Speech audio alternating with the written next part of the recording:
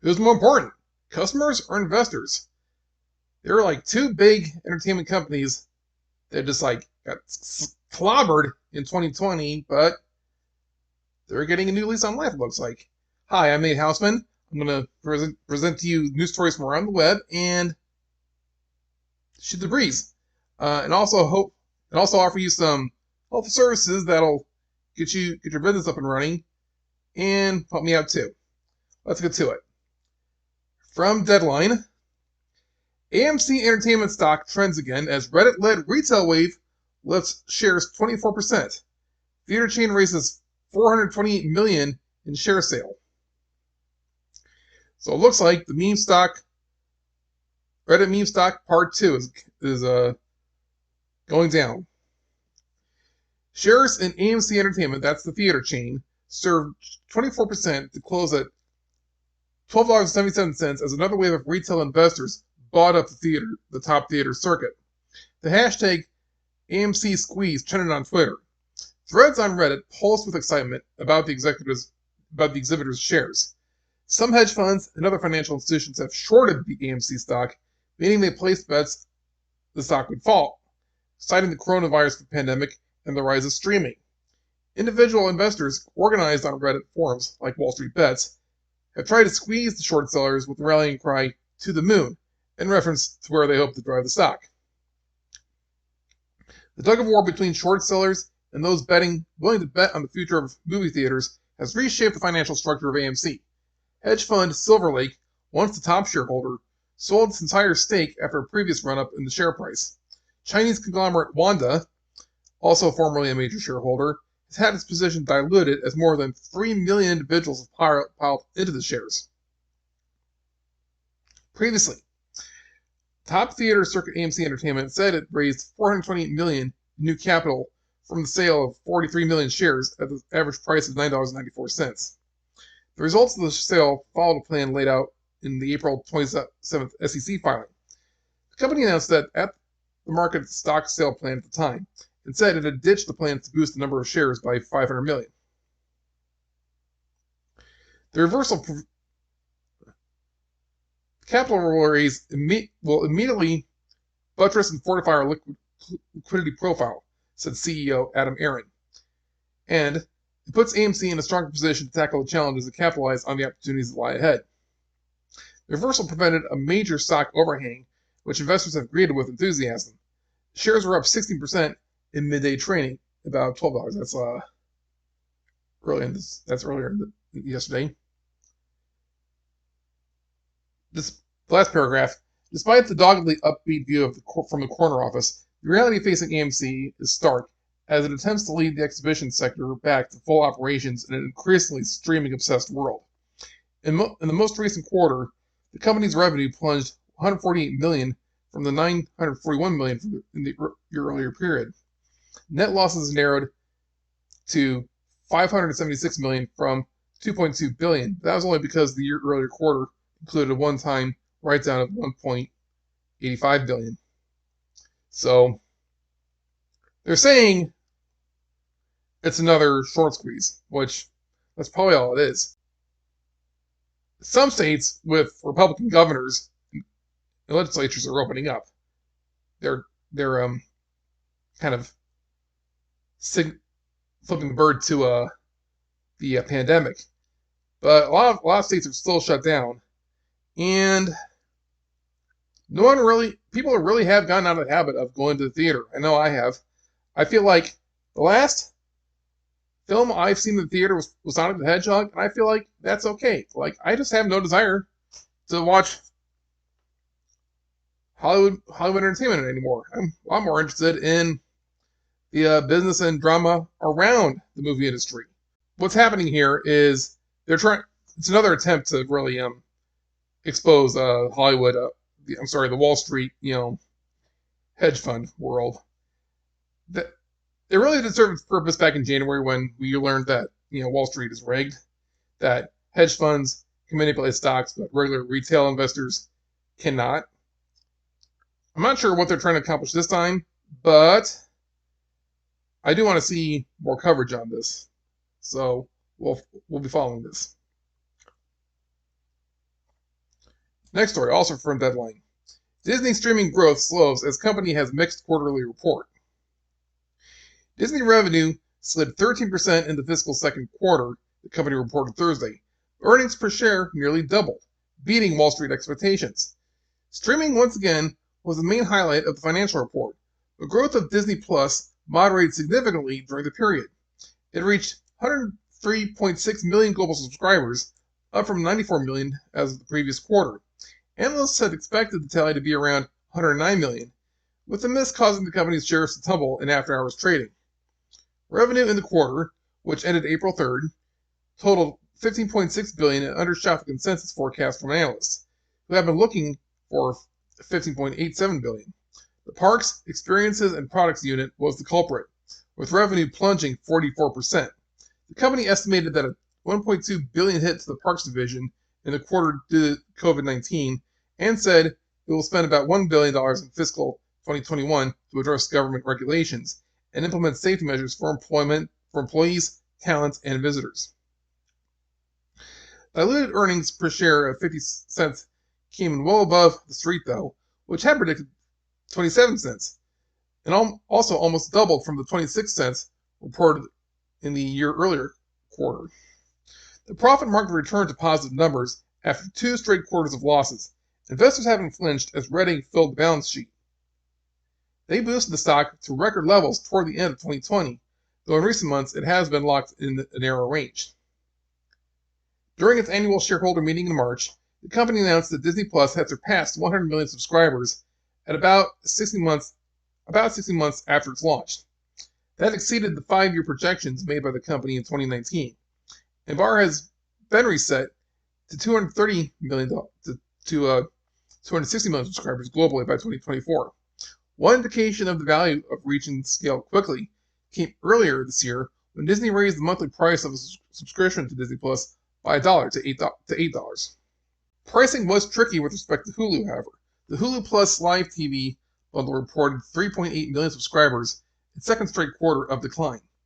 The average monthly revenue per paid subscriber for Hulu's Live bundle, though, increased from $67.75 to $81.83.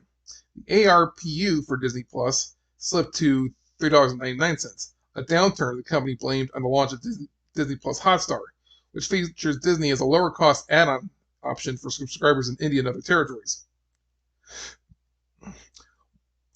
One key ingredient that's been adding to the streaming mix is Marvel. The superhero division has contributed 2 series this year, with a third, Loki, coming in June. WandaVision earned favorable critical roles after premiering in January and also stirred up significant fan interest. Shang-Chi and Free Guy sticking to the theatrical window this summer.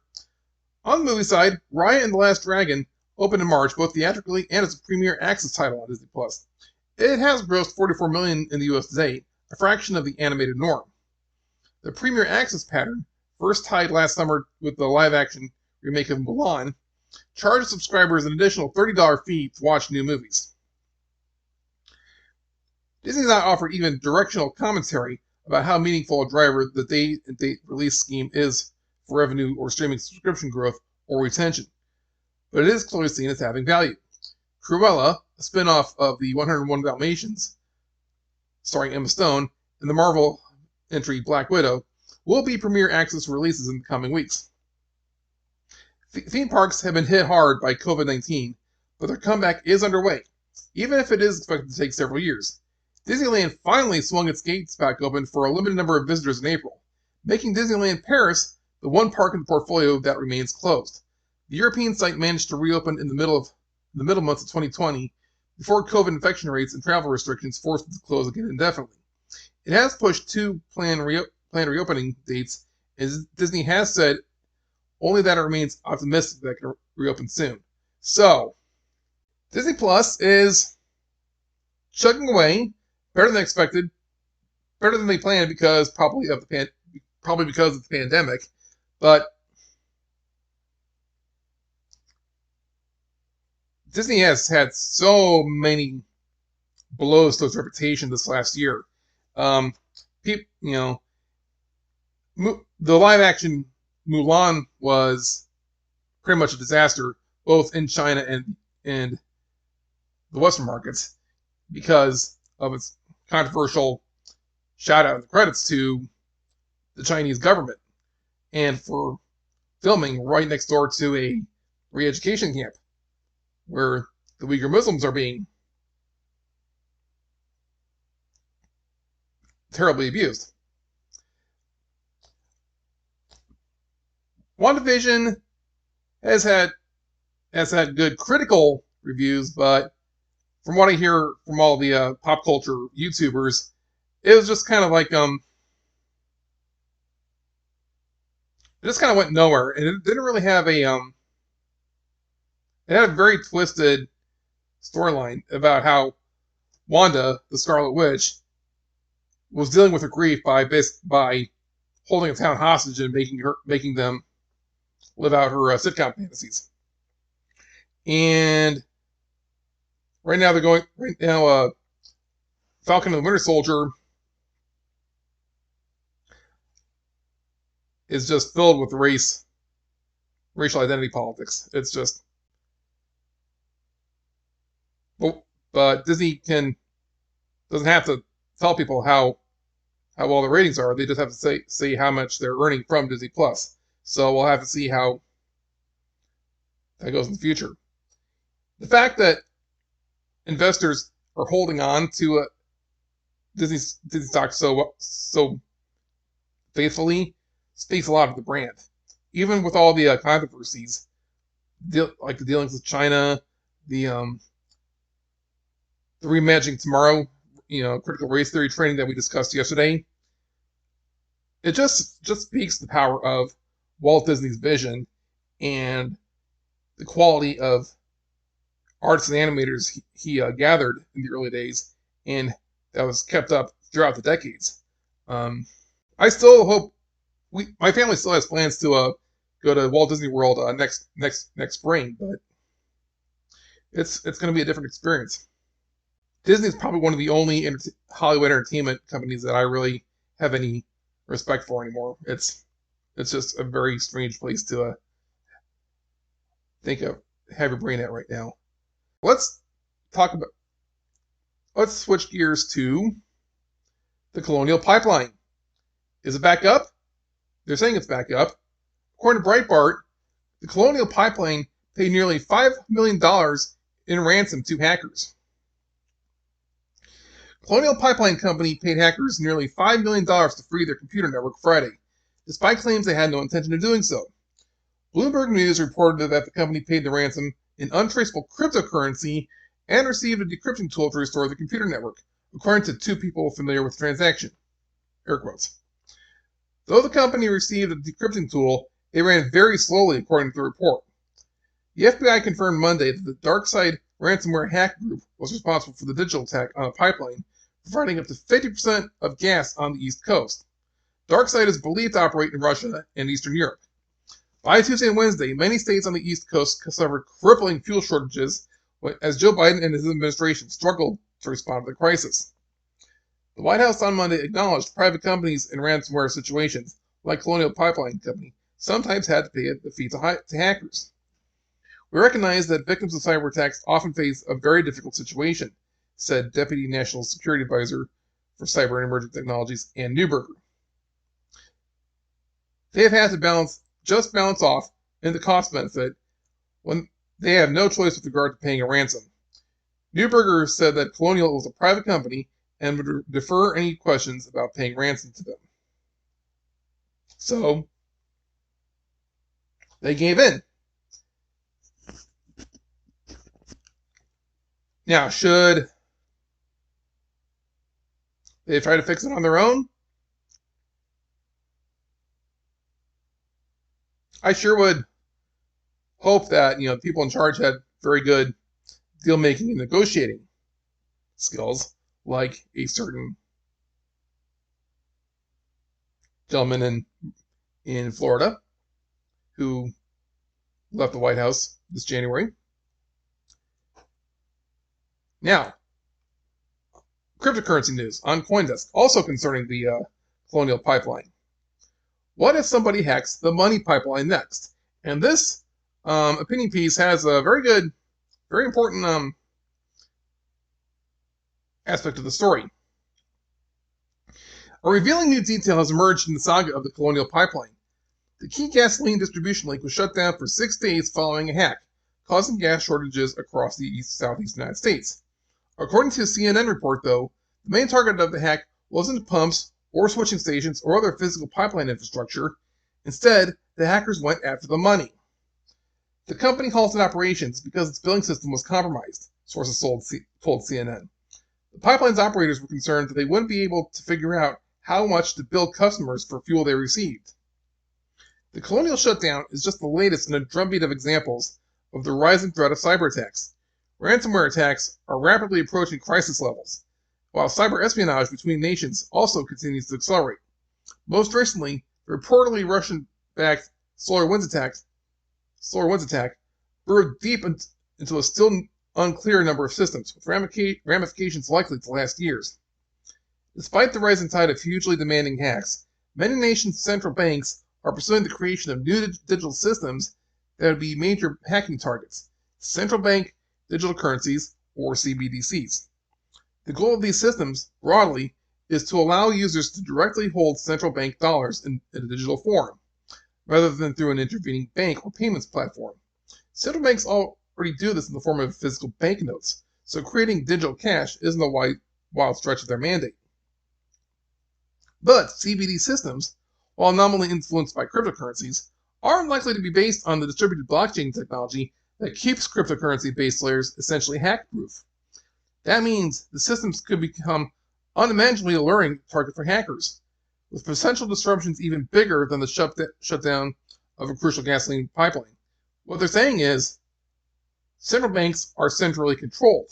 They're controlled by a single organization and a small group of individuals, and they have their servers in a central or collection of central locations. Cryptocurrency, on the other hand, is decentralized. It's spread out on computers all over the world by users who choose to run the cryptocurrency software on computers. No single person controls Bitcoin, other than a big influencer, say like Elon Musk. But discussed yesterday that our dips or spikes are only temporary in Bitcoin. It's still too resilient for one person to control completely. Moving on, the target of the pipeline's financial system, rather than its valves or switches, highlights the fundamentally heightened cybersecurity risk that accompanies conventional digital finance. While it's true that more and more infrastructure is digitally connected in one way or another, it's still generally a very challenging and long-term process to compromise those systems. Attacks like the Stuxnet worm, which the US and Israel allegedly used to physically damage Iranian nuclear facilities, take many years and state-scale resources to execute. The Colonial hackers, at least for now, appear to have been a freelance criminal gang rather than state actors. Because they had more limited resources, it's still a surprise they aimed for the soft target of financial records. It's also a matter of strategy. Though it could turn out to be a misdirection, the gang said in a statement that their goal was to make money, not to disrupt the pipeline.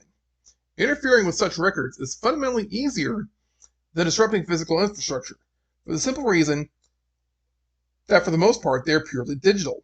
Changing numbers in a computer system, or in this case just locking the files, is pretty much always more straightforward than using that same system to change the physical world.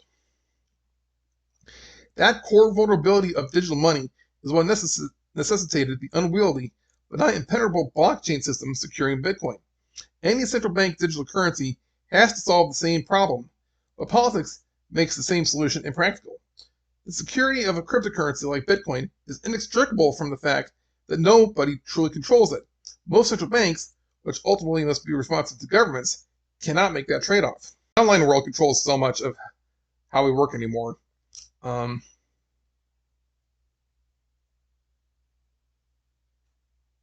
If you're not online, you're going to struggle, and you need to be secure. You need to watch your login info. You need to be wary of any phishing attacks or phishing scams. Don't open suspicious emails. Don't click on suspicious texts.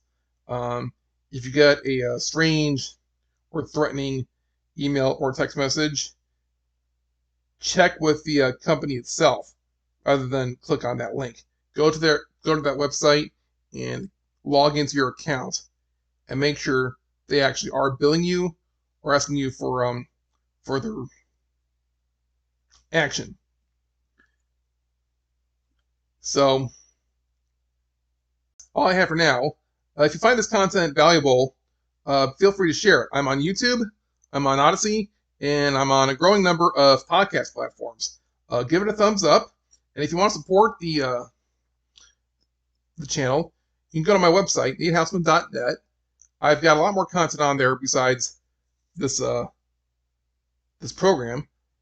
I curate a lot of helpful information, such as fitness, self-defense, web design, strategies to make money, and I've got a merch shop. You can buy my book, and you can buy some cool t-shirts, and feel free, also, if you find this content valuable, share it. I'll sign off for now. Next time for more news, knowledge, and resources. I'll see you later.